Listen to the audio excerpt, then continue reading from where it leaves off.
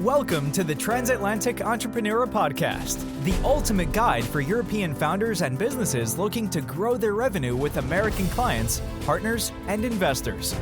The U.S. market is the land of opportunity, where ambitious entrepreneurs break through barriers, win more clients, and scale their success to new heights. Now it's your turn to make your mark. Here's your host, founder of the company Transatlantia and trusted mentor behind Europe's most successful transatlantic entrepreneurs, Christina Rebuffet-Broadus.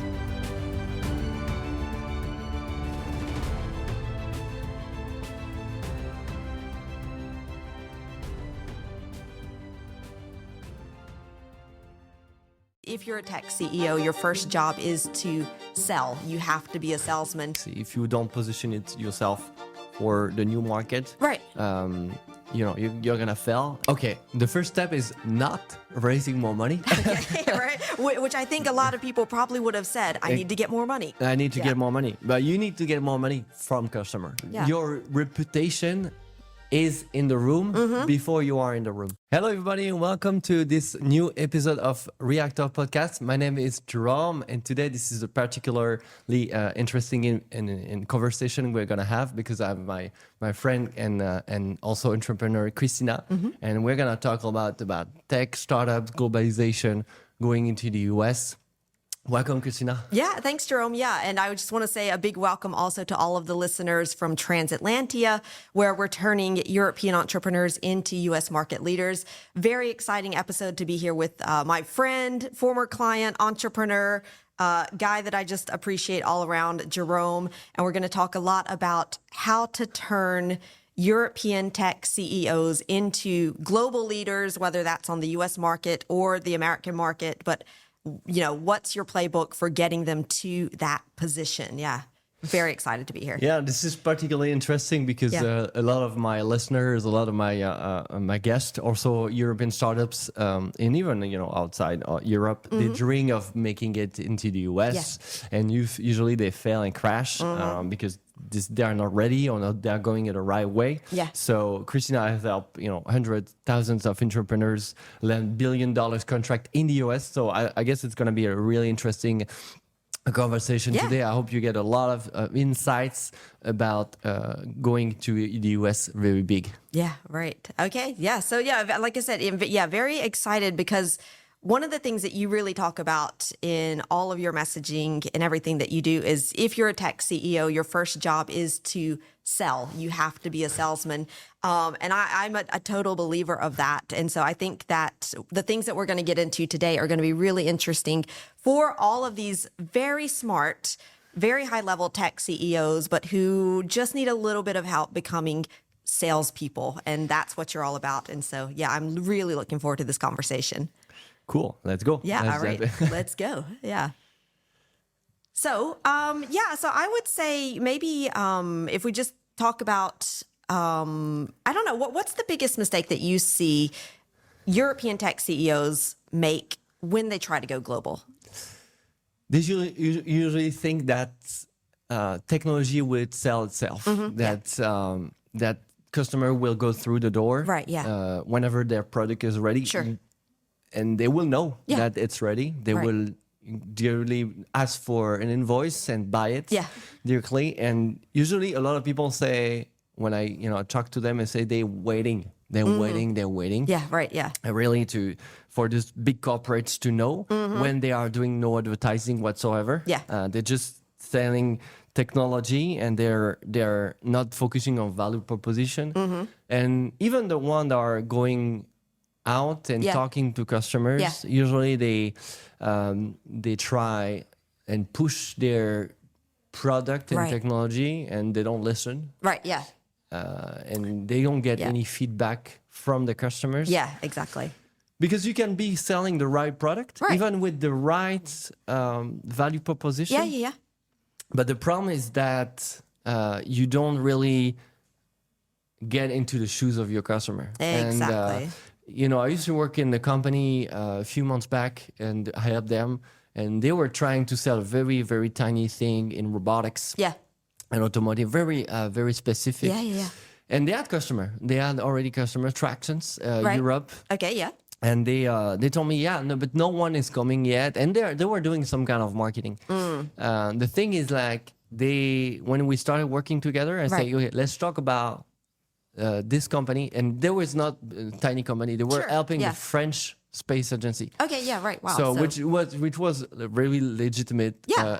It's a pretty big client. Yeah, exactly. And that was very strong for marketing. And I say, we're gonna push that for 3 months. Like, just try to say, we help the French space agency do that. It saves them money, it saves them time, whatever. Right.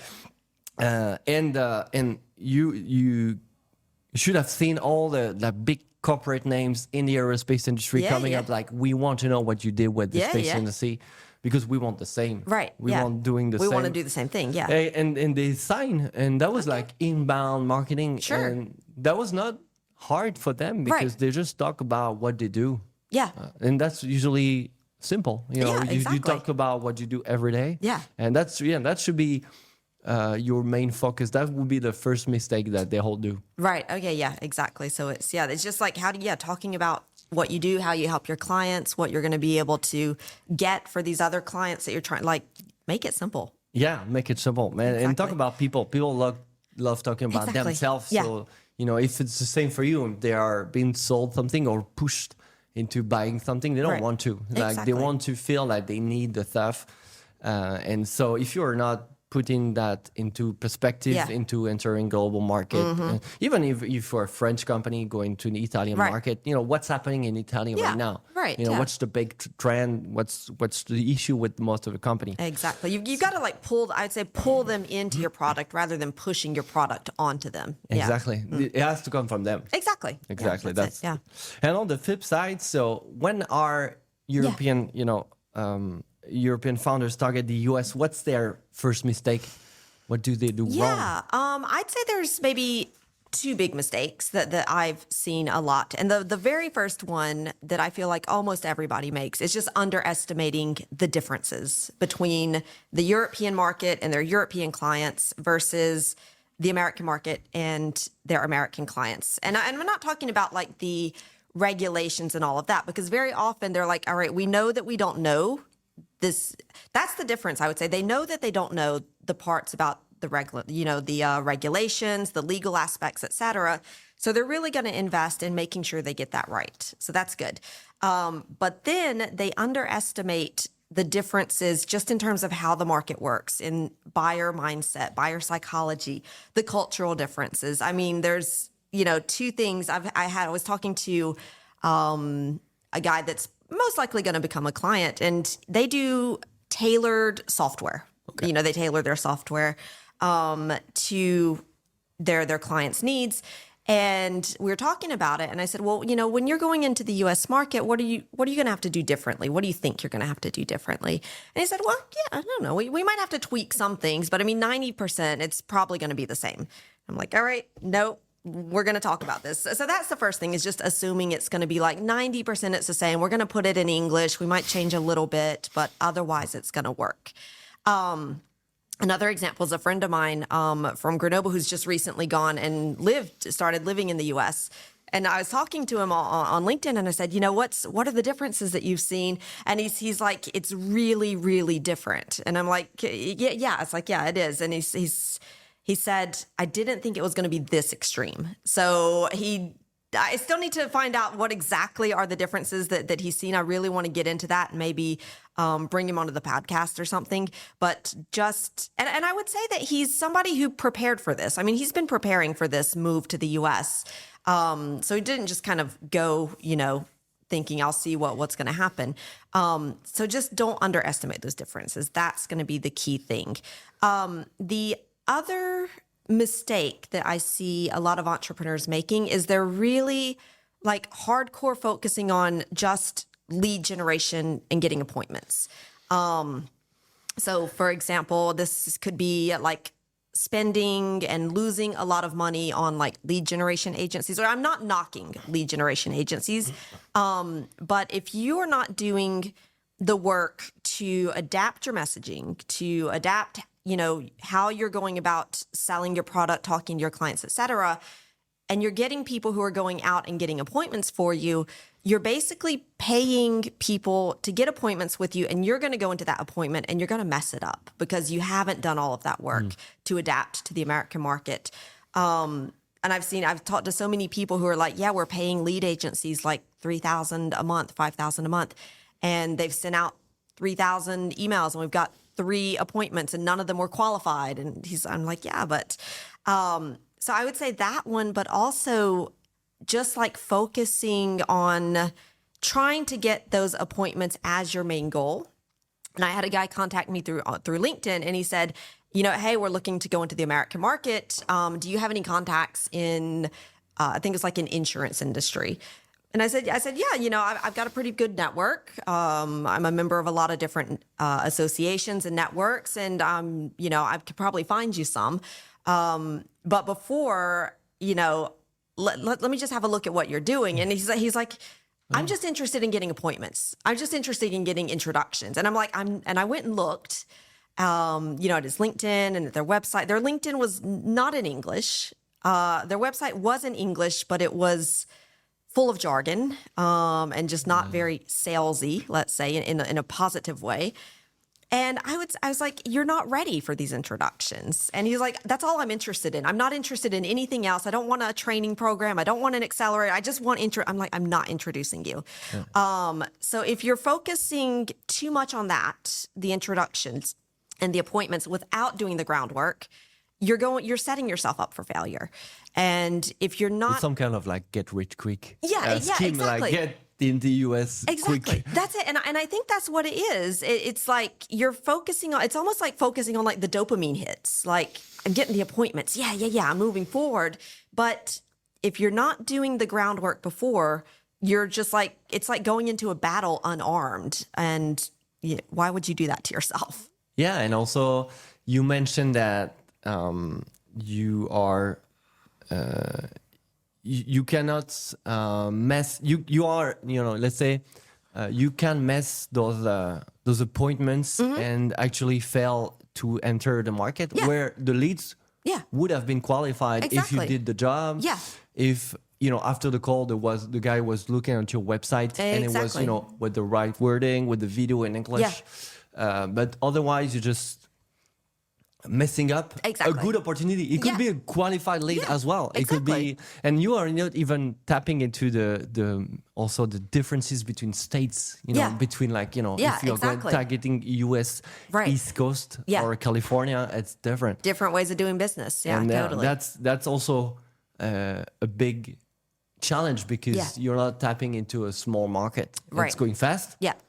It's going. It's going to be different. Yep. And you're going to be challenged. Exactly. Yeah. And also, what I've seen from your experience is that people want trust. And if they see that you are not trustworthy, even you have already a gap when you're a foreigner. Yeah. You are a foreigner, so then there's a gap at first. Sure. Yeah. And then after that, there's like, okay, can he deliver? Exactly. Can you deliver on your results? Yeah. Even if you promise, some kind of big opportunities for the customer. Right. Like, can you deliver actually on those those delivery? And I have to jump into the question because this is the title of the episode from on my channel, and a lot of people are asking about this billion deal that you helped your customer sign. Right. So can you tell us the story about this huge contract, even if you cannot sign, quote names and everything? Yeah, we'll not quote the names. Let's go through the process. Through how that happened. Yeah. So this was interesting, and I would say that this is something that we actually see very often, the entry point, let's say, meaning so it's a company, it's a catering company. And they work with, airlines, airplanes, airports, things like this. And the guy came to us and he said, I'm going to be moving to the U.S. My company is moving me to the U.S. rather. And so I need to work on my English. And so I said, okay, yeah, great, we can do that. And then we start working with him, and we get in and we always do like a diagnostic of objectives and things like that. And we say, well, what is it that you need to work on? And he said, well, I need to work on my English because I'm going to be in the US. I want to work on the culture because I know that there's some differences, but I don't know what those differences are.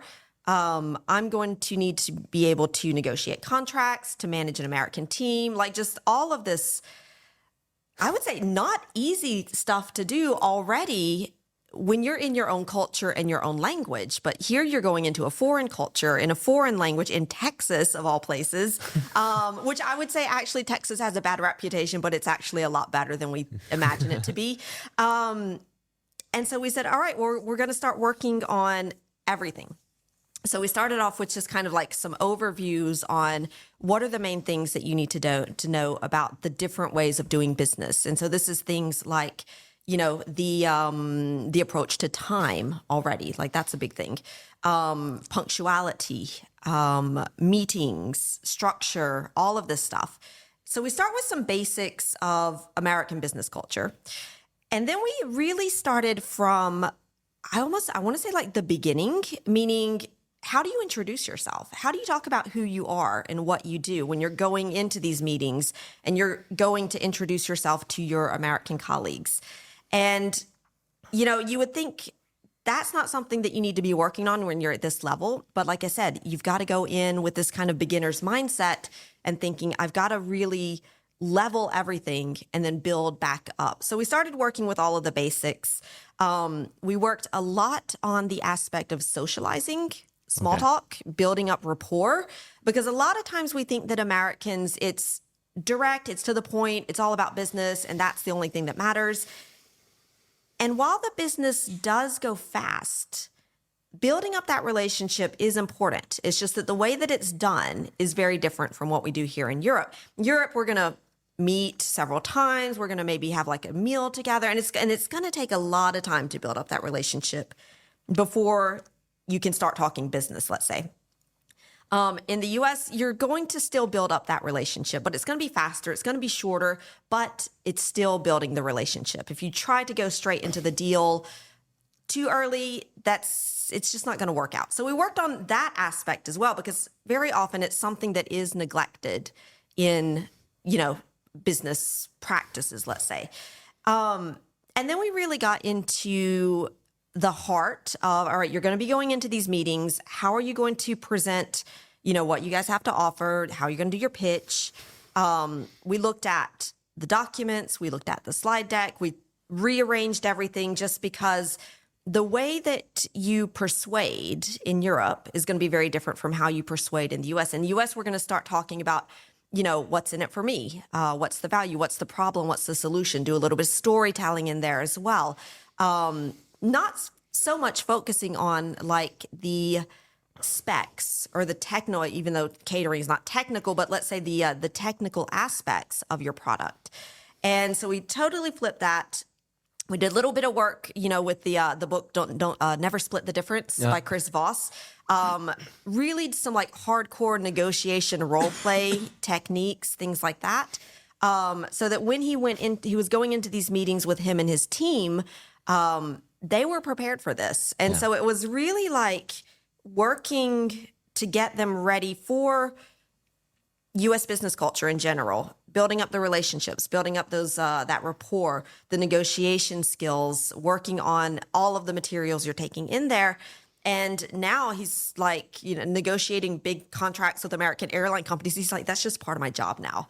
And so, it's like I said, you've got to go in with kind of that beginner's mindset and be ready to redo and rethink everything that you know about business. Even if you've got 20 years of experience, you've got to start from scratch almost. Cool. That's masterclass of understanding or buyer things in the US, and you're adapting to your market. So I see the patterns in deep tech as well, and climate tech. If you don't position it yourself for the new market, right?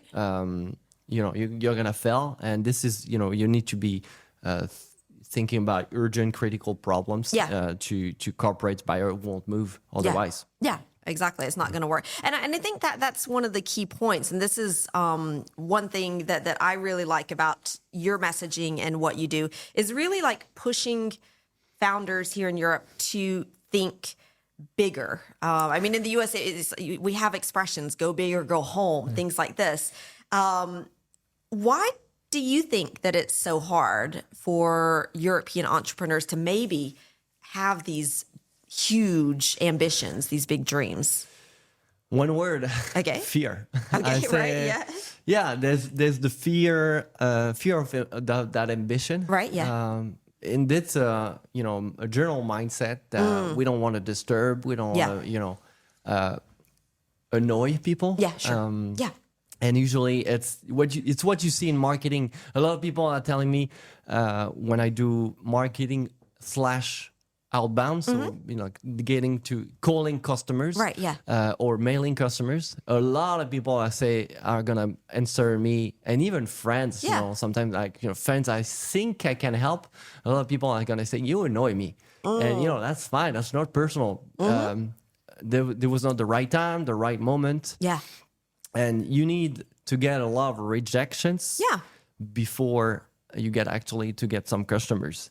Yeah, And exactly. also, if you're a startup, you're obviously tiny. Right, yeah. But everyone, started somewhere. Exactly. And even big corporates, they do have a problem. They are slow. Sure. They need some kind of like innovation to Yeah. stay in the game. Right. If Apple is 48 years old now Yeah. today, and they're still right, wow. innovating. Yeah, exactly. They're still, and they were born and they were talking to the revolutionary people mindset, and a lot Whole of people think different. Yeah. yeah, Right. and also, if you're a startup and you talk to big corporates and you are helping them reduce the amount of waste that Yeah. they have, they are reducing the bills. Yeah. They're gonna look at your solution, even Exactly. if you're tiny, even if you're 10 people. So don't focus on the size, because at the end of the day, it's even if you're a big corporation in front Yeah. of me, you're still a guy with Exactly. a problem in the workplace. Yeah. And you have projects, you want to solve them, you want to achieve them. Yeah. Even if you're building a rocket, Yeah. you have like a lot of problems. And so Probably if a I lot, can yeah. help you with a project Yeah. planning management tool, if I can help you with this structural thing that you've been stuck on Mm-hmm. Yeah. for years, Right, yeah. and you just decided to go with this, Yeah. and because you don't have any other options. Yeah. I actually talked to a guy a few days back. Yeah. He has a really great tool for privacy in software. Okay. So Sure. it's like a tool where, when you enter, I'm Christina Mm-hmm. and I'm a CEO of a translator, it removes the Christina. It's like, hey, I'm first okay. name and I'm Yeah. role Okay. at company name. Sure. And that's very interesting. Yeah. And the guy is like, the tool is open source. So this is also, he's a Swiss guy. Yeah. And he said, I got this email yesterday from the head of technology partnerships at Apple. Yeah. I was like, wow, congrats. Right. And he said, yeah, we're just two of us. Yeah. Just the two of us. It's like, yeah, congrats.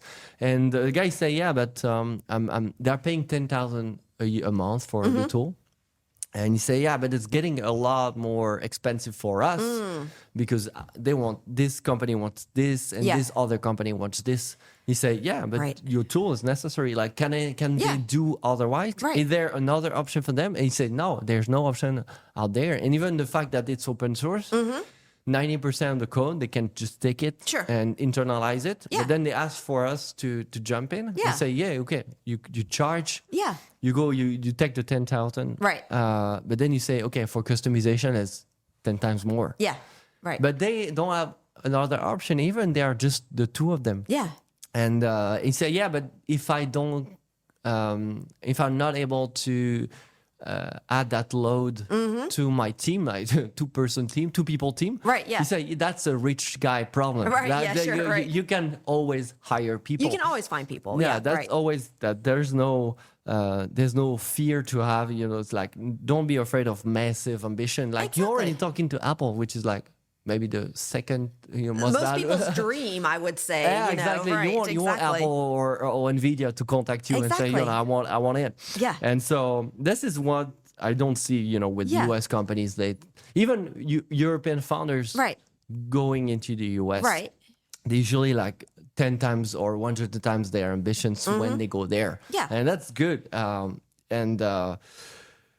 One thing that we can talk about is really also the personal side. Yeah. This is when I started working with an entrepreneur, we go personal very fast. Yeah. I don't mean like I don't mind with the business, but Sure. I ask about the environment. Yeah, Because exactly. this is really important. It's Right. like, are your family supportive Yeah. of what you do? Are your friends very supportive Right, of what you yeah. do?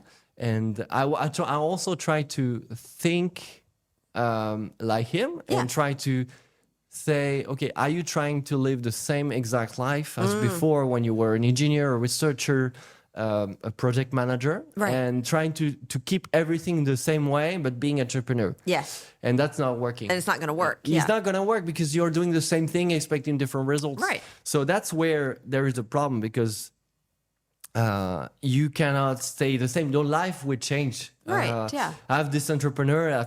We've been talking for 3 years. Yeah. He knows he has to go to the US. Yeah. Because that's But that's he's the fact. still thinking about it, right? Yeah, it's like Right. he's in Bordeaux. It's fine, and it's like he's going out with the boys Yeah. at night. Yeah. But he's like a CEO of a deep tech company. Sure. So, I keep on repeating, and we have regular call every 6 months. And Yeah. I was like, when do you go to the US? Because he's telling me, I need to go. It's like, when is the plane ticket? All right, yeah, let's go. Let's go. Right. And he said, 75% of my market is US based. And you was like, Go. what's the problem with not going? Right, It's yeah. like, family, friends, and everything. It's like, we're waiting for the Yeah. right moment. Yeah, and the right Yeah. moment never comes. Exactly. Yeah, it's. I feel like I've seen this as well. It takes from the time that you start thinking about going into the U.S. to the time when you're actually ready to make that move. It does take. I mean, it's like 2 to 3 years. It can take a while, a lot of time of preparation. So it's like if you're saying, we're really going to go hard in on the U.S. market in end of 2025.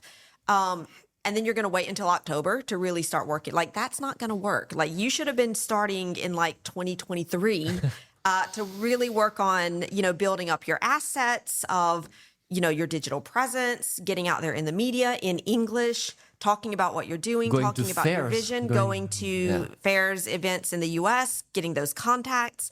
I mean, there's a lot of groundwork and foundations that need to be laid. I mean, it's like building a house. You don't say, like, I want to move into my new house next month. All right, let me start now looking at how to build that house. It's going to be a tent. Yeah, exactly. You're gonna be living in a tent, exactly. And it's like if you've got this kind of big project, that you need to be really starting a lot in advance, like I said, 2 to 3 years in advance.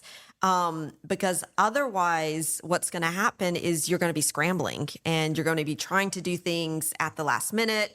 And it's, and it just doesn't work out to that way. I would say it's a lot of preparation, a lot of work that sometimes, and I think this is the hard part, it's not the kind of work that gives you like an immediate result. And I think that's going back to why the people were like, I just need leads, I just need appointments. No, you've got to do the groundwork first. But it just takes time. And also, going back on this, it's a lot of frustration. Yeah. And one thing that I do, and it's a really good test. You can do it, for yourself as Okay, well. yeah. It's like it's called I call it the CEO agenda test. Yeah. It's like every time I see a CEO and he's saying next step is US, next step is selling to Germany, selling to UK. Right. It's like, okay, like the focus is getting customer outside of Right. Of your country, France, let's say. Yeah. And usually it's like, what do you do every day? Yeah. What do you do? Right. And usually this is really revealing of the priority of the CEO. Is like, Yeah. what do you do on the daily basis Right. to tackle the problem? This is your main problem. Yeah. You want to sell to Netherlands. Okay, fine. Right. It's like, what do you do every day? Yeah. You are, as you say, chief revenue officer. Yeah, right. Chief sales officer before you can hire the head of sales. Exactly. And so usually it's like, okay, pull up your agenda. Yeah. And usually And let's look. people don't want to. Yeah, And they're if like, you "Nah, don't nah, want nah, to nah." pull your agenda at Right. that moment, Yeah. that's something wrong. You're lying to me. Like, what do you And do then every you're day? lying to yourself. Yeah, exactly. Right, It's yeah, like, right. but I was doing the same before. So Yeah, sure. I it's mean, like yeah, I I think always we're all got guilty. distracted on LinkedIn, and you are delaying the hard work. They're like active procrastination. Exactly. Yeah, right. And you are getting busy not doing the thing you need to do most. Right. Yeah. And no one is going to do it for you Exactly. because even the CEO at the end of the day, that you're responsible for your agenda. So put that, first in your agenda. Right. Where, and it doesn't have to be like, we see a lot of deep work and everything and, and productivity tools. Yeah. For me right now, Yeah. my motto is doing less, like Right. doing less of the other stuff. Yeah. And putting more. And the deep work, like even if you are a CEO, you can have your 4 hours in the morning, or Sure. 4 hours in the afternoon free. Yeah. But it doesn't have to be like coding work. You don't do algorithm. You go and you have 4 hours to call Right. customers. Talk to people. Yeah, and you've been to this fair and this fair. Where's the lead? Exactly. Following up. Yeah, you need to call that guy. You have the number. It's on the business card. Call him up. Yeah, Right, exactly. yeah. So the CEO agenda test is a really good example because you cannot lie. It's like even if the It's agenda, there on your Google Calendar, yeah, and right? so and even if you jump on those like publicity and advertisements, like okay, you jump on this call and you got an article on this website on Forbes. Yeah. Okay. How did it help Exactly. the business? How many leads did you get Right. out of this? Yeah. You spent $30K dollars Yeah. or or euros or Right. whatever for this cover, but did it help? Did it You know? help? Did it move the needle? Exactly. Yeah. And sometimes it's frustrating for them because they just don't know what to say. Exactly. But also, this mindset shift. It's like you need to be accountable for your agenda, Right. and if this is the number one priority. Yeah. I was supposed to have somebody on the podcast Yeah. here, and he was telling me, no, that's not a priority, and he had like 7 priorities at the same You moment. can't. No, Priority is one. You have one it's priority. Like, let's do it again. I Yeah. just listed everything I just repeated everything he Yeah. says. Like my priorities are like customers, raising money, recruiting, ads, marketing, whatever. Like there was like 7. And I just stopped. And I was like, do you see the problem? Recipe for disaster right Yeah. here. And then he refused, to go on a podcast. Yeah. And that's okay. That's fine. But it's like, okay, what do you do for, what do you do for your own good, for your own business? Exactly. Yeah. He couldn't answer to me. And, I've been waiting And you're like, for all right, I was yeah. like, and for, Yeah. I was gonna say it goes back. You've got to be prepared to level down everything that you've been doing and everything that you think you know and have that open mind. Because like you said, if you're doing the same things, but you're expecting different results, I don't know. I don't know if this is a true quote, but they say that Albert Einstein says that that's the definition of insanity. But yeah, I mean, it's not going to work. And talking about translating this Yeah. fear, because I think you see this fear every day Yeah. in your work, is like, how do you practically translate Right. European pitch when going to the US? Do you have any tips to share? Yeah. Because I think, what you said about the fear, I mean, when you're pitching, often we think pitching is getting up on like a stage, you've got your slide deck, you're at a pitch contest, or you're pitching investors or whatever. For me, when I talk about pitch, it's every moment that you have to talk about what you're doing. What's your mission? What do you have to offer the people? So this can be, a pitch presentation. It can be a conversation. It can be the way that you show up on social media, on LinkedIn. Every opportunity can turn into an opportunity to pitch.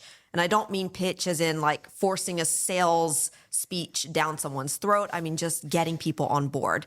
And if we look at it that way, I would say one of the biggest mistakes that I see when pitching is forgetting that, for example, if you're in an investor pitch, the investor is looking for 2 things probably. A return on investment. I mean, that's why they're investing, is because, all right, I'm going to give you money. I'm placing a bet on you, and I want to see more money come back to me. So they're looking for the investment, and they're also looking at you as the founder. True. So, the idea is I'm looking at you. I want to see that you've got a vision, that you have this dream, that you are in this for some sort of personal reason other than just, I want to go out there and I want to make money. That's important. But taking it to a deeper, more personal level is also, I mean, like you said, when you're selling maybe it is business to business, but it's also human to human. And we want to see people who have these big visions, who have these big dreams, and who are like going all in on what they want to accomplish. And one of the things I almost always see when I look at a pitch deck is what's first? The product, the tech, the specs, how innovative. I'm like, if you're pitching something, it's probably by definition innovative. And even if it doesn't have to be innovative, it can just be something really simple, but solves a problem and has a huge market. And there was a story that I can't remember the brand name, but it was talking about, it was something like eyelash extensions or eyebrow shaping or something like, and you know, the people, I think it was the investors, they didn't see the opportunity there, but the lady, she's like, no, this is a huge market. It's not sexy. It's not techie. But then when she finally got it out to the market, like that thing exploded, just because there was the market and then there was the investment. And she wasn't talking, you know, about the tech or anything like that. And so if you're going in, if you have like a tech solution, and you're going in and you're talking about the technical specifications, if you're using a lot of fancy, long jargon words, that's not selling a dream to anybody. In fact, it's probably confusing people because investors are not necessarily tech people. They're investors. You know, they're like financial. So you want to make sure that you are going in there as a founder who has a vision, who has a dream. What's the story behind what you do? And putting yourself as a person and your story back into that pitch. And then also showing what's the market potential and what's the return on the investment going to be. I would say, you know, you want to talk about problem, solution, the why. So this is your personal why behind it. What's the opportunity for the investment, for the investors, very clearly stating what are the next steps. And then for pitches where it's like a formal pitch, instead of just ending on something like, if you have any questions, come and talk to me afterwards. If they have questions, they will come talk to you. Ending on like an essence statement. And this is kind of like, you want to end it with a bit of emotion. You know, leave them with that little dream. Leave them thinking like, wow, I've got to get into this. And, you know, we make decisions, buying decisions with emotions, and then we justify them with logic. Yeah, and with pitching, it's the same thing. If you're taking the emotions out, if you're taking the human out, you're taking the story out, you're just focusing on the logic. That's not how people make decisions. They justify it with the logic, but you get them in on the sale with the emotion and the essence. So if you think about two very famous examples, actually you tapped into two things I wanted to go off track a little bit with this is Uber and Airbnb. So let's go with Uber. Uber, if you remember like 15 years ago, when you wanted to go to grab a taxi, you had this frustration as a user because you were somewhere and maybe the taxi was just around the corner. You couldn't see it. And you were not able to see each other. So no business was made. And this solved that problem with, you know, the app where you connect and you see where your cab is. And that's, you know, that's emotion. Right. That's, you remove the frustration for the host, the customer, and for as well the cab driver. Sure, because the cab driver, you know, there were a lot of complaints from existing taxi drivers. Of course, But then even, you know, when you were able to phone and call somebody for a taxi driver, even in like, it's like, I'm close by. And they were saying, you know, you can call 5 times and say, I'm close by. Right, And now you see on the app that the guy is like 5 minutes away or 15 minutes away, but he's stuck in traffic. But still, you know you're reinsured. And it's all about emotions. Exactly. And on the storytelling side, that's very interesting. It's, you know, the Airbnb, you know, it's been existing for, I think it's 2005, so 20 years. For a long time. For a long time. And they still repeat the same story about them going from East Coast, I don't know, Boston maybe, to LA and just having to rent a room as part, you know, of a flatmate. You know, house, I don't know, like the story exactly, but they say, you know, we actually had to sublet from somebody, and it was super hard because there was a trust issue. Yeah. And as well, after we wanted to rent out and let people go in our rooms, but then how can you be sure that this somebody is trustworthy? And they remove. So this here comes the emotion. Right. The emotion is can I trust somebody out? You know, the money transaction of between the two parts, the one with the room, the one with or the house, the full house, and the one renting it. Yeah. And this is where they use the story over and over again about the San Francisco room to spare. And that's the story still today, 20 years after.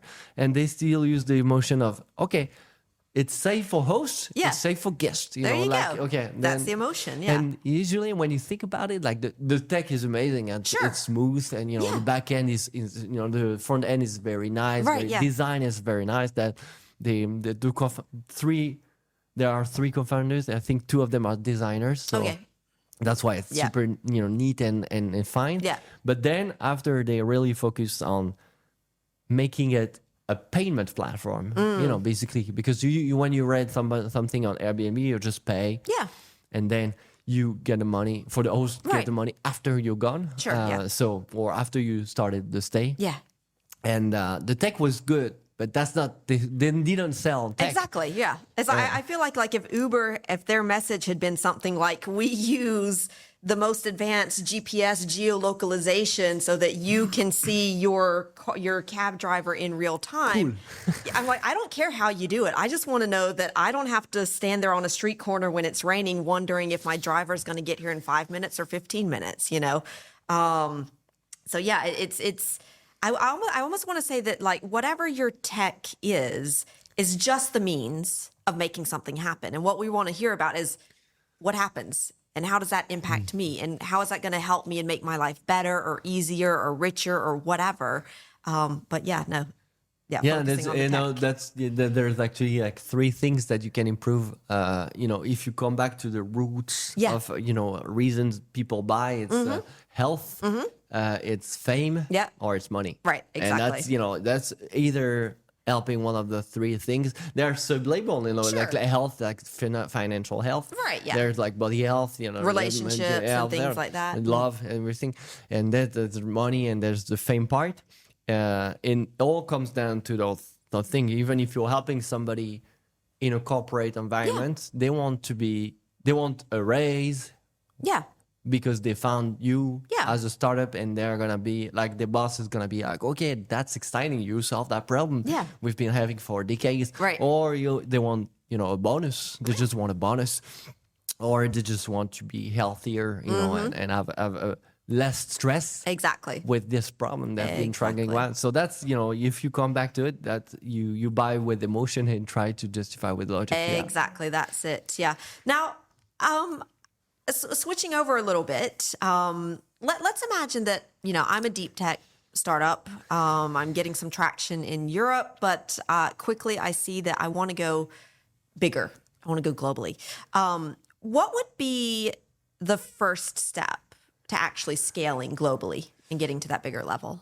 Okay, the first step is not raising more money. Okay, right? Which I think a lot of people probably would have said, I need to get more money. I need to get more money. But you need to get more money from customer. So I would say start selling now. Right. So before raising more money, before onboarding more people into the company, is really trying to get face time with customer and let them talk. So even if you're based in the UK or Germany, try to go, if you're, you know, thinking about going to US, travel to fairs, like go to 3 fairs this year in the US. Right. And get for customer FaceTime. Yeah. And try to get off of your laboratory. Right. If you can, try to get some presence there. Yeah. You can also hire a freelancer, a local freelancer. That's a good way to step into a country. You hire a German freelancer who knows the German market, and you work alongside with him. It's gonna help you save like months, if even years. Yeah. of knowing the market, because you're gonna be able to say in in English or in your language that you're doing wrong with this. Germany is not ready for this. Right. If you're talking about climate tech, for example, Germany uses a lot of coal right now, and they are not going at all on the nuclear side. So don't talk about nuclear in Germany. And so that's and that's mainstream. Sure. So if you want to go mainstream, but even if you don't want to go mainstream, because I like this example of Tesla. It's like, I don't want a Tesla, you don't have a Tesla either. Yeah. But I know about Tesla. It's like 99.9% of the population don't have a Tesla. Right. But those people are talking to the 0.1% buying a Tesla. Right, yeah. This is not the right time to talk about Tesla.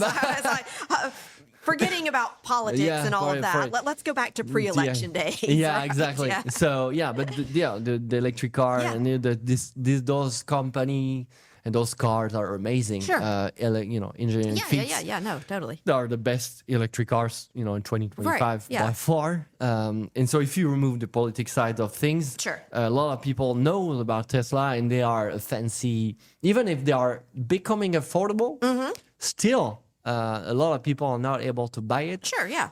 And you want a lot of people knowing about your brand. Before they're ready to buy. Exactly. Yeah, right. And also, Ferrari and Rolex, they also do advertisements. So, and they will never stop. Exactly, And so you want to get to the point where you are able to buy a Rolex, where you want to buy a Ferrari. Yeah. And so they cannot stop doing marketing, because otherwise you will not feel this surge inside you where, I want a Ferrari. I want to succeed and get a Ferrari, because Ferrari is a sign of success. Right, yeah. So you want to go and start publishing. And, those tips, I'm going to share you a few tips, because a lot of people also are frustrating, especially tech founders, about doing marketing, doing publishing, even on LinkedIn. Just open up your LinkedIn and start publishing. It's like you have to desacralize publishing. Exactly. Yeah. It probably is, first off, it's probably going to be bad. The few posts. Yeah, sure. But then people want to know that you are a real human behind the screen. Yeah. Usually I see people blocking like 4 hours on Monday just to say LinkedIn publish content for the entire week. And then they are sitting in front of the screen and nothing comes up. Right. It's like, okay, inspiration comes and go. So don't try to push it and push it hard. Yeah. Just schedule that moment where you publish. Use a scheduler, but then inspiration comes when you're running. Sure. When you are with your kids, when you are at a conference, and then just pull out your phone or your notepad and just write the idea. Make a quick note. Yeah. Exactly. And then when you are ready to edit, but you already have like 10 bullet points. Exactly. And one thing also I say to founders is really to talk about what you do all the time and how you help your customers. Exactly. Yeah. That's what we say, about emotions. Yeah. When you want to sell a toothpaste, which is a tech thing, which was a tech thing in the past. It took some technology to develop. Yeah, right. It's like you're not selling like you are the whitest ones or the less bacteria. Yeah. You wouldn't buy this, but I'm gonna make you feel beautiful and seen and attractive. Yep. And then you're gonna say, okay, that's a nice toothpaste. Yeah, exactly. That's a nice makeup. Whereas like if you go to a toothpaste, there's like 50 different toothpastes, and you're just like, I don't know which one. How do you stand out? It's by that emotion. Yeah, exactly. So it's like try to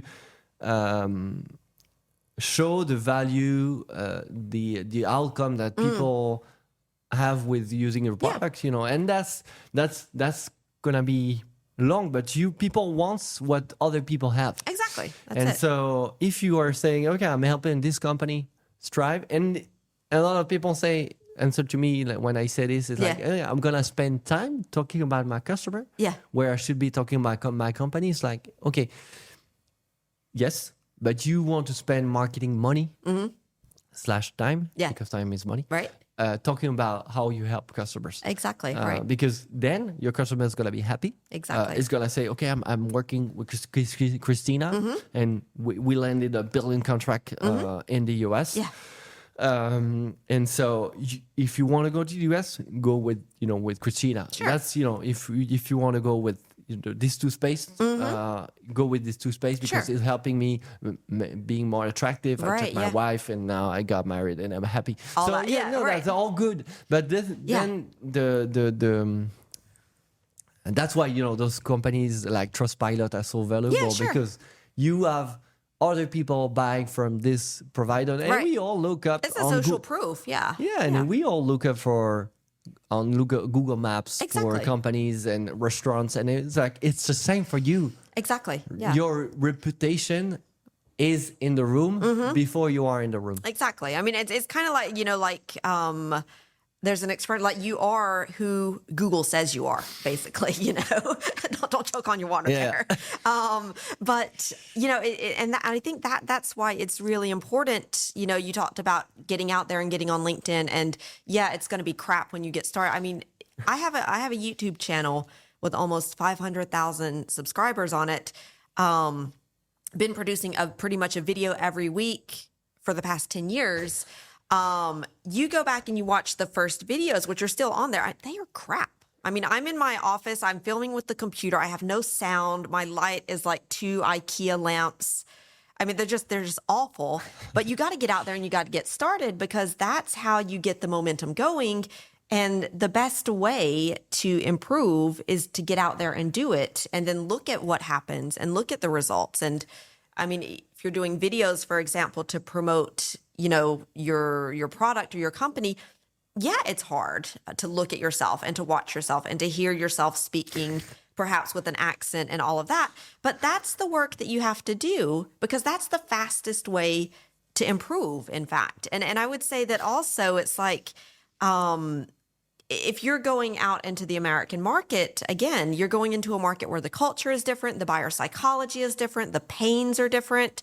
The concerns are different, and going out there and talking to people and pitching your thing and falling on your face a bunch of times is going to be the best, fastest way to make those improvements because you're testing it on the market and not in your mind. And I know that it's really comfortable to sit there and to theorize and to be like, no, I just have to get my LinkedIn strategy in place before I start, or I just have to get my thought leadership.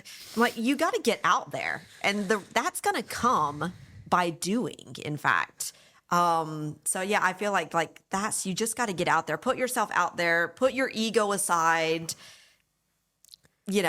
otherwise, you're just going to stay in your safe little bubble and you're never going to be confronted by the no or the I don't understand or we don't need that. And if you're never confronted with that, then you're never going to get to the place where you're able to offer something and to pitch it in a way that makes people say, I need that now. Wow. How does that not already exist? And you mentioned this like first failure is like it's the same as with training. Yeah. So when you're training for anything like working out or running or whatever, because we both run, so I use this example, but it's like the first 100 runs are gonna be very painful.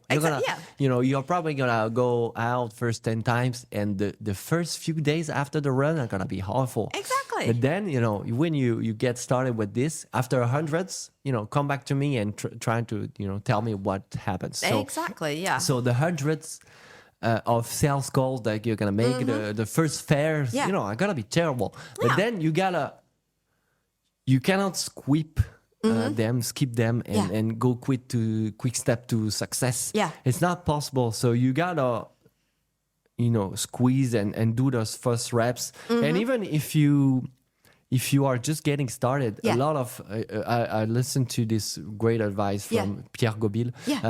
It's like we are in Europe, we have a tendency to stick to our bad ideas or bad businesses.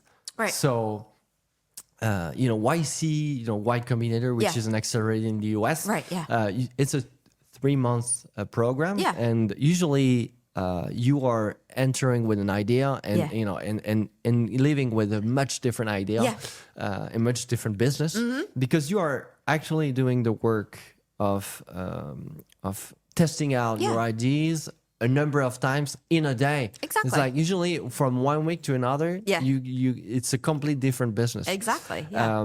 I listened to this podcast. I don't know if it's a podcast. It was a LinkedIn post. Okay. There is a guy in YC right now. Okay, so the winter cohort is doing a AI tool for lawyers. Okay. And he says a really good example of tips I'm now will provide to my customers is like he's doing the job of his customer. So that's what they teach at YC. It's like you even go further than just talking to a customer.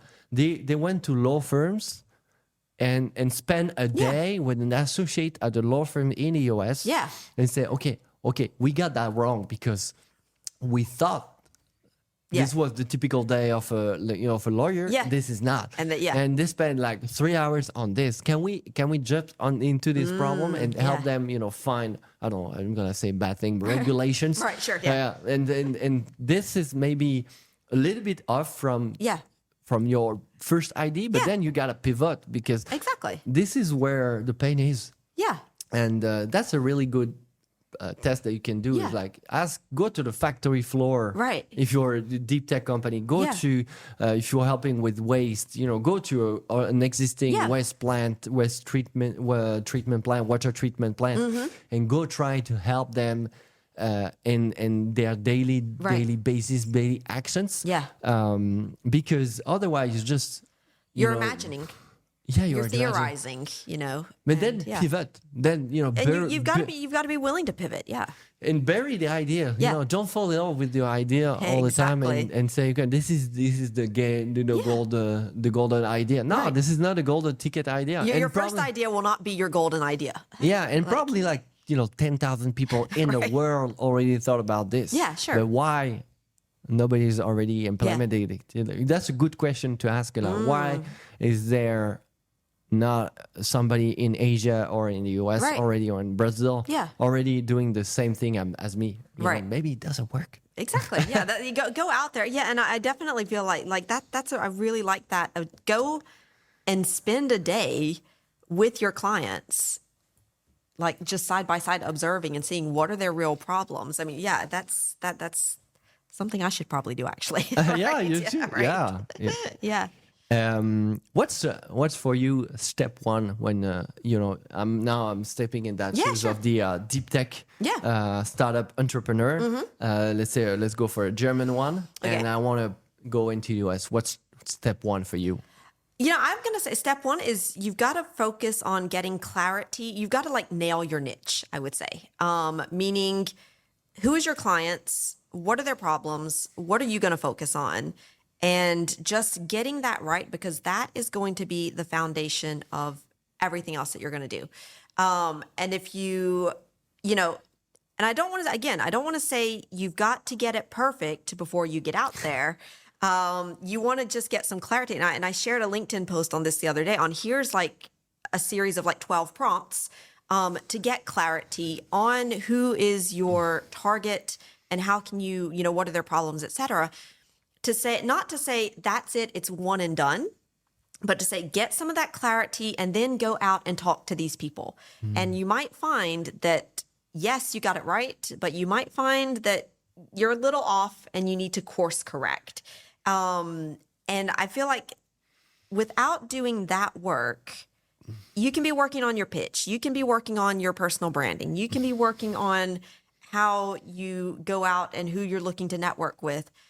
But if you've got that foundation off, everything else is going to be off. So I'm just going to say that's, yes, you have a product, you've got your clients and you know who they are. You've got to start over to do that in the US market, because you might find that maybe they're the same, maybe they're really different, but you've got to find that out by getting out there in the market and getting your hands dirty with people.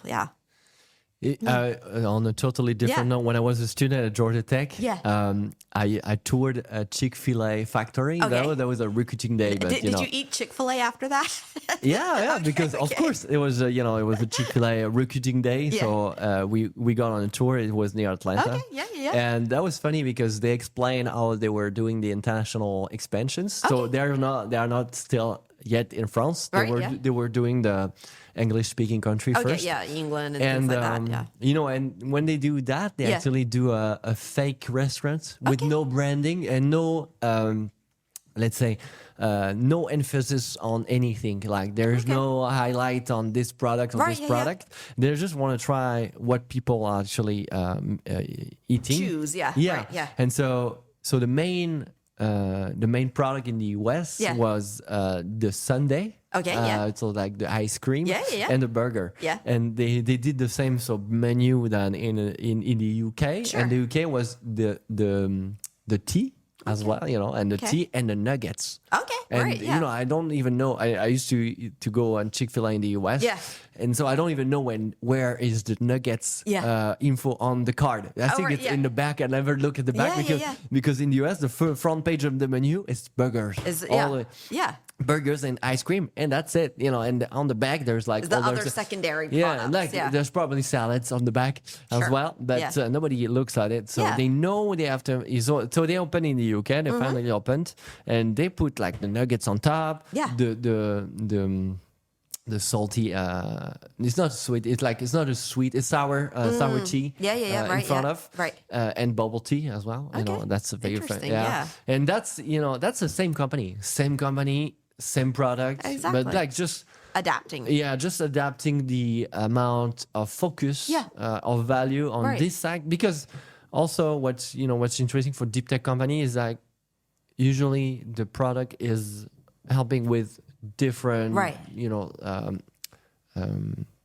different aspects, and so maybe your focus two in Germany is going to be focus one in the USA, because that's the main problem right now. That's the problem, exactly. And you can see this when you are tackling industrial and factory tools, factory software. For example, if you go with the factory for food companies, for food company, maybe in Europe the problem is keeping everything under zero, very cold temperature. But then in the US, maybe just they are just getting started with digital factory, and so you need to go one step below, in terms of development. Saying, okay, you don't even have internet in the factory, so let's go and do this. Find out what's their real problems. Exactly. So you're gonna say, let's go and look at the chain of gold, but they're not even there. You need to go first in the first problem that they have right now. Right. Yeah.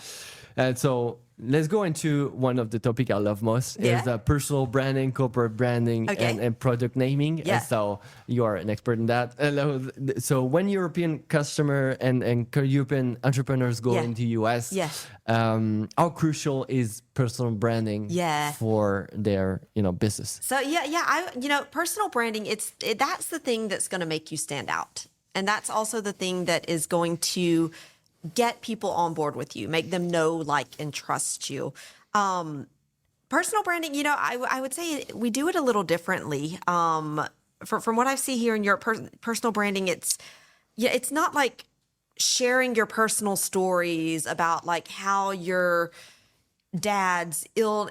Like I see a lot of LinkedIn posts about this where people are just talking about their personal problems. It could be their problems as like a parent, or their problems of like how they had a bad relationship with their mom or something like that. And they're thinking like that's personal branding. And there's a difference between sharing your personal life, which there's a place for that, but we'll get into this. Sharing the details of your personal life, which has nothing related to your brand, that's not personal branding. Versus sharing the details of your personal life because it connects back to the values of your brand and your company and the identity of your brand and your company. And so the personal branding is really, it's like you have to like incarnate what your company and what your brand is about. And so this is, aligning, like sharing how you and your values and the things that you do, how you spend your time does actually reflect what your company and what your brand is all about.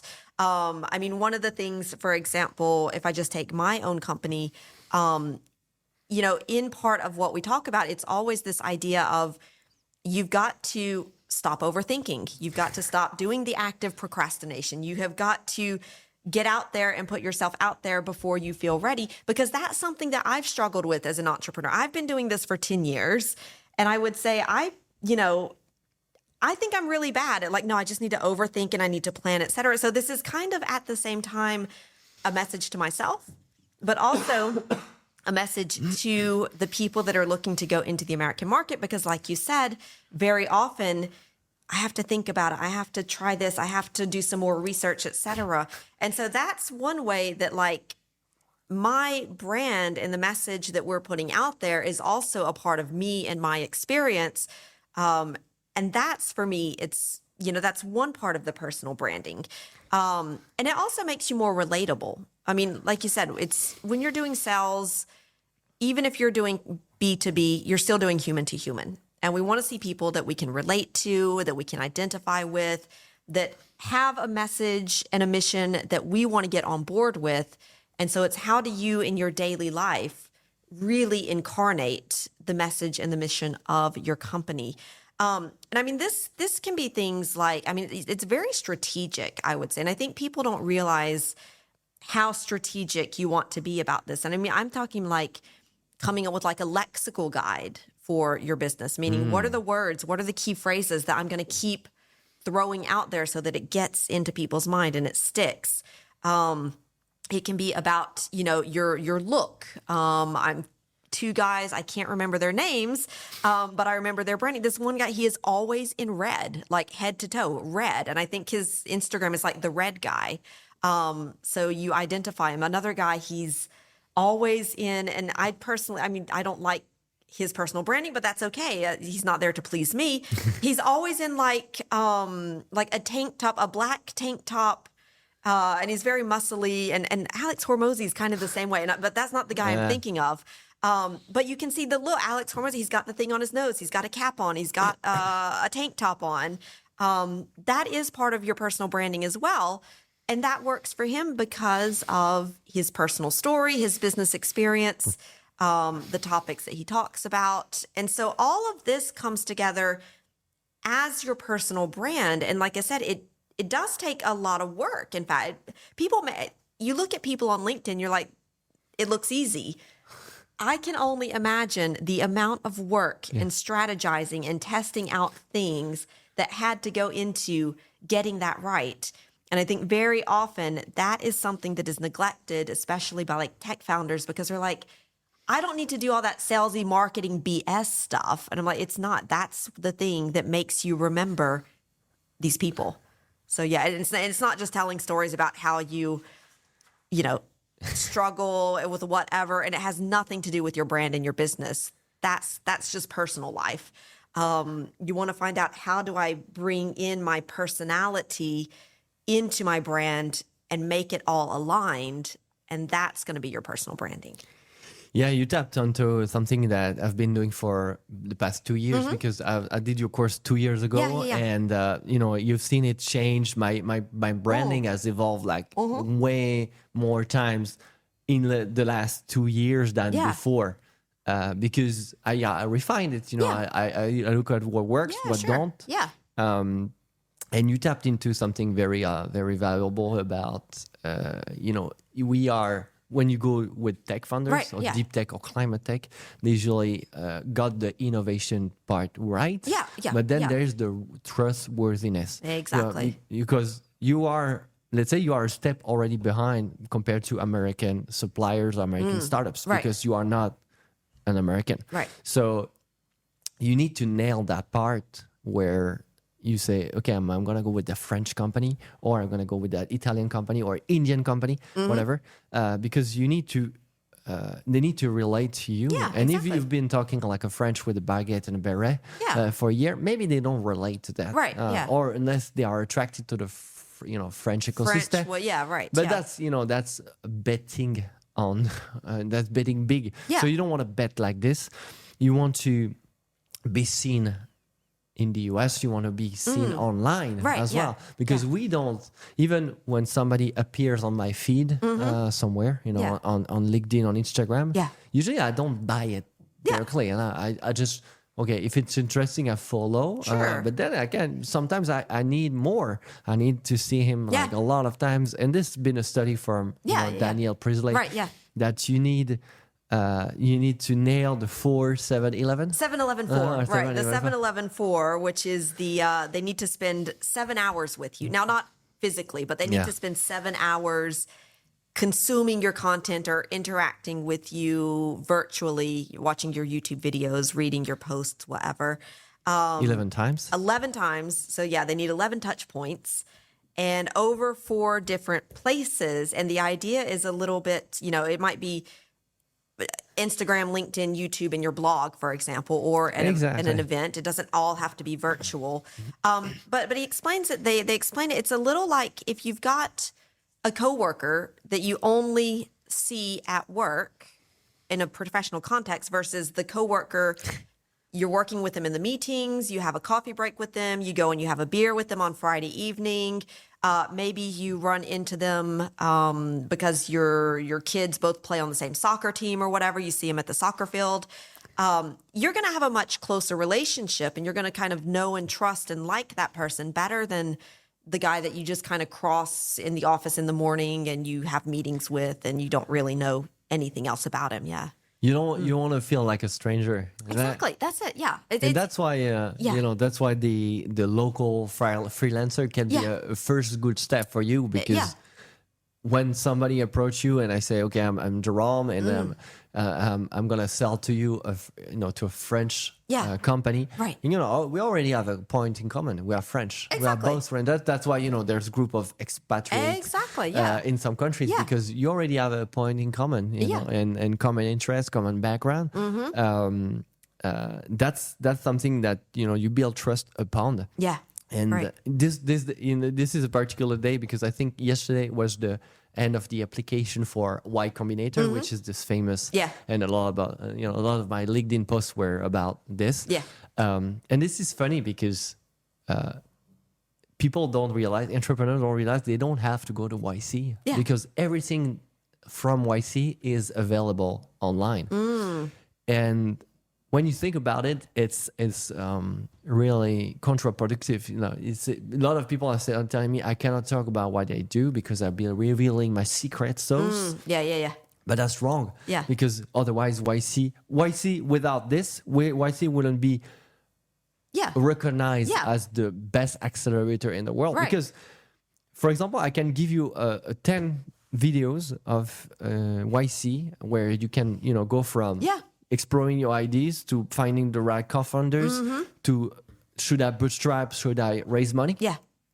And you don't need to go to San Francisco. But mainly it's building them a reputation online. Because you are watching the ideas, but then you are looking for implementation. So that's why you keep on applying for YC, and it's very hard. It's harder than Harvard, harder than MIT. And actually, fun fact, if you are in the street in the US, you have more chance of getting shots than so getting shot by a shotgun than getting into YC, which is very fun. Very fun because there's just a lot of guns out in the US. True. But that's a funny statistics. Exactly. And usually. I try to say, okay, even if you apply for YC in 3 months or 6 months, I can skip all the things they're gonna say, and you're gonna say, okay, they're gonna build something that people want. So what? Customer, product, product, and you can skip the part. You can go to the US because now the YC parts, the YC batch give you some kind of trustworthiness. If you're it's kind of like a stamp of approval type thing. Exactly. But then, if you are saying even to YC, okay, with or without you, we're gonna build this thing. That's also a proof that they will want you more than you will want them. Because they don't want to have in their cohort people that needs to be pushed. Exactly. They already have a lot of applicants from all over the world. Sure. With great CVs and great experience, but they want the pushers. They just want to highlight the pushers, the real the people that are going to get out there and do it no matter what. Yeah, if you want to build the next NVIDIA or NBRB, you're good to go. Sure. But then you don't need them. You don't really need them, Right. and you need to understand that as YC, you can always publish everything you do. And even if somebody takes everything you do and start the same company, it's going to be different from you. Yeah. And that's a good thing that everybody's copying you, because you can see a lot of accelerator right now being shut down because they don't have the same quality as YC. So even if you just copy paste everything that YC does, everything is you copy a startup A, startup X, and you do exactly the same, that's gonna be different. You're gonna be executing differently. Right. So don't care about people copying you and doing things, because the important is you need to be innovative, yes, but trustworthy. Right. Yeah. And that's the fact of being online, starting building a presence in the US online and in fairs. Have a local office whenever you go and accepting meetings. So that's the point. And going back to a little bit to product naming, is there cultural nuances that Europeans should know when they are naming their product? I would say kind of hard to give one sort of blanket tip, blanket statement of things to know. But I would say that things that you want to avoid are going to, first of all, when you're starting off your company, you want to start, if you think you might go global, just start thinking about that from the start and saying, all right, if I'm doing a company, and I mean, you can change it, but then there's some work involved. But if you're planning on going global, you want to avoid things that are going to be hard to pronounce in English. True. Things that maybe it's a play on words or a reference in your native language that is not going to carry over. A really good example of this, and I've shared this on LinkedIn, a little carousel about how the company Pumput, the applesauce in the pouch thing, when they wanted to go into the U.S. market. So I worked on that project. I'm not going to say I am responsible for getting them into the U.S. market. It wasn't that, but we did work on the messaging and the communications.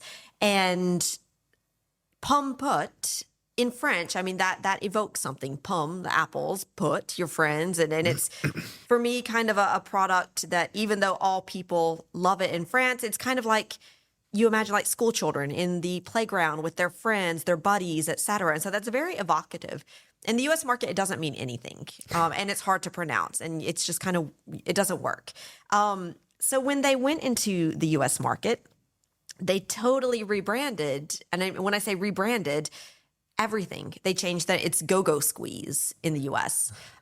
Their marketing in France, if you go and look at their website, it's all about, doing a lot with little and simplicity and the quality of the fruit, things that are very important in French culture. So they nail it on there.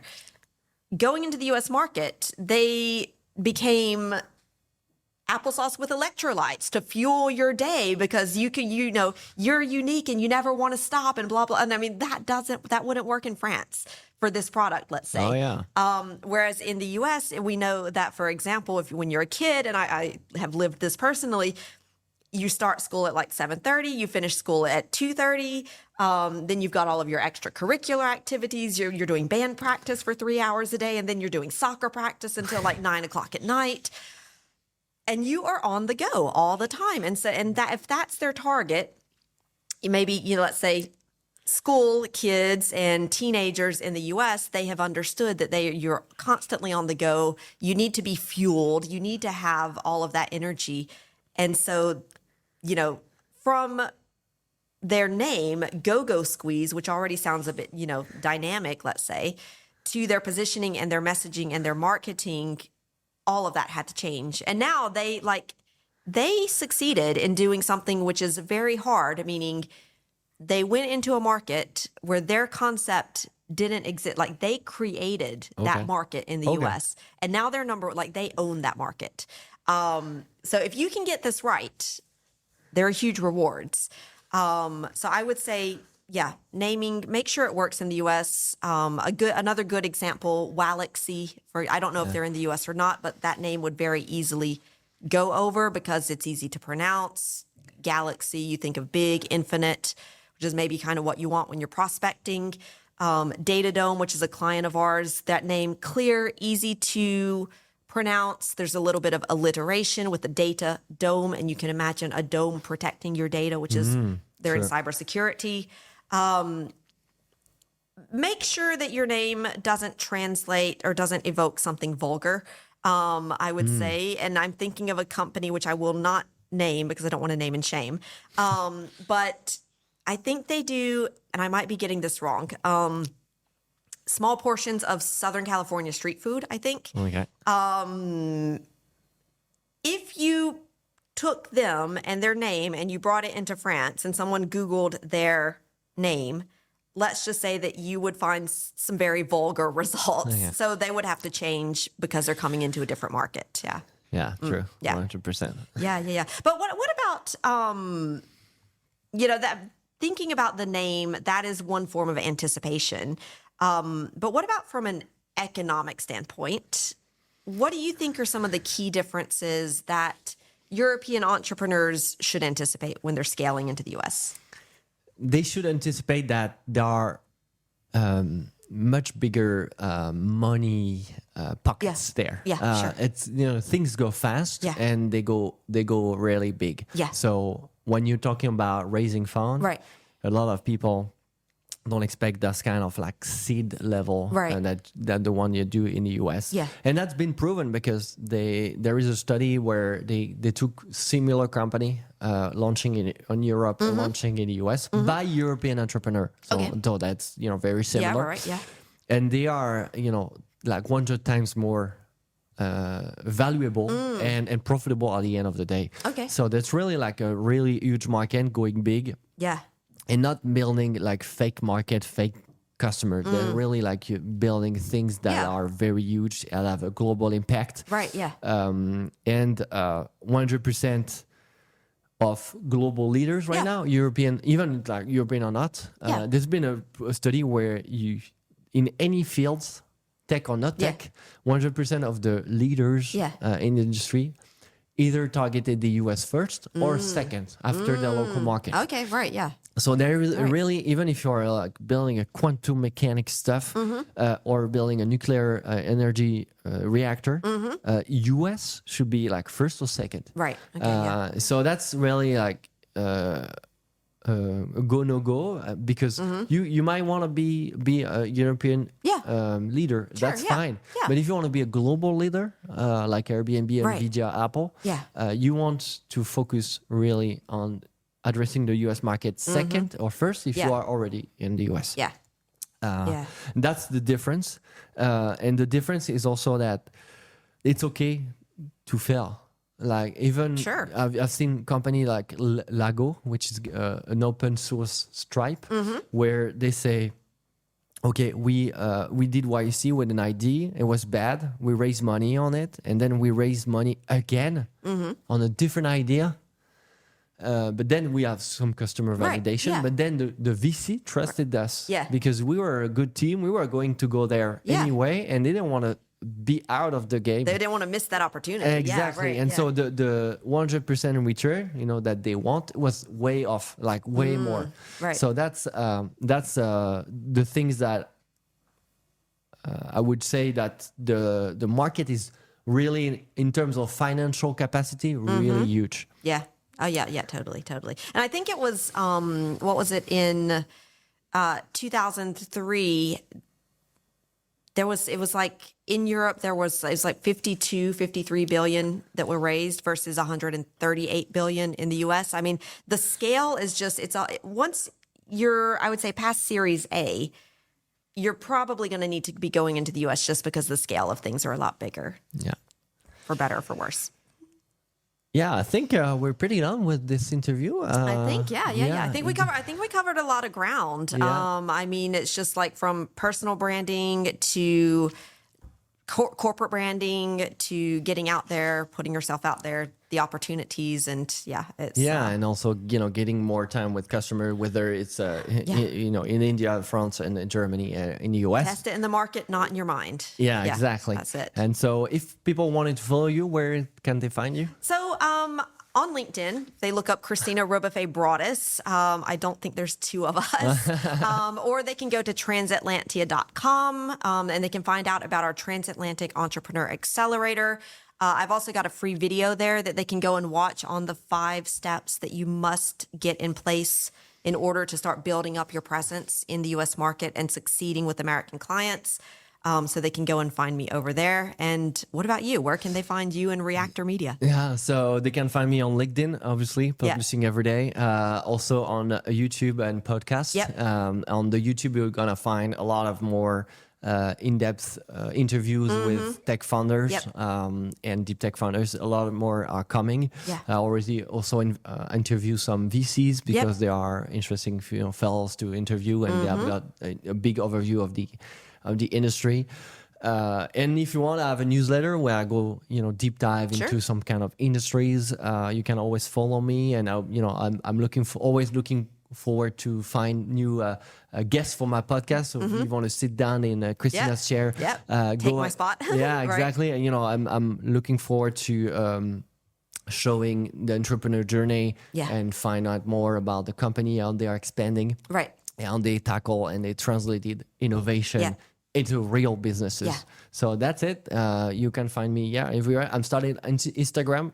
Just started, so it's getting slow, but then You got to start somewhere. Yeah, you got to start That's somewhere. it. Yeah. All right. Thank you very much, Christina. Yeah. Thank you, Jerome. See you next time. See ya. See ya. Ready to get more American clients and grow your revenue in the U.S. market? Join our next Transatlantic Entrepreneur Workshop and start building your U.S. client pipeline today. Reserve your spot now using the link in the show notes. Set your course, take bold action, and let's chart your course to success in the U.S.